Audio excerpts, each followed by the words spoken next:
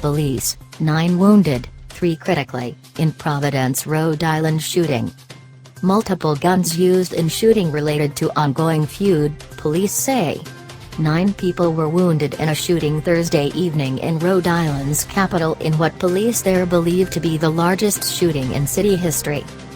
Of the 9, 3 had serious injuries and were maybe critical, Providence Police Chief Col Hugh T. Clements told reporters at the scene. He said multiple guns were used and it involved an ongoing feud involving 2 groups known to authorities. He said the shooting began with gunfire emanating from a vehicle, targeting a home. A person or people inside the home then returned fire.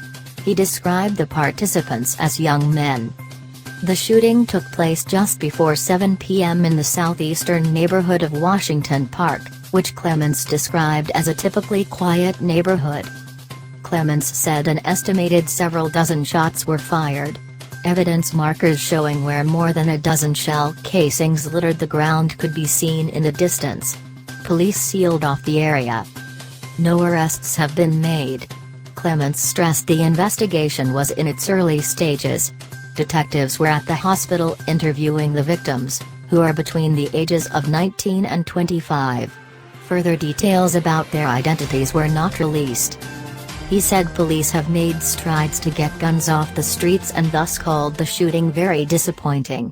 The suspects and the victims might be one and the same, he said, without providing further details. There'll be names you may recognize, we certainly know from police work, Clements told reporters. Providence Mayor Jorge Elorza also addressed media at the scene, fielding questions in both English and Spanish. I've spoken with a number of the neighbors, and everyone is shaken, he said, adding that he's promised extra patrols and security in the neighborhood for the coming days. Prior to this shooting, Providence had seen 19 gunshot victims and 7 homicide victims by gunfire in 2021, Clements said. Elorza also exhorted city residents to stop using gun violence to settle feuds, and criticized the ready availability of guns. This has to stop, Elorza said. The young people involved, believing that the way to solve their disputes is with a handgun, I mean, that can't be the way.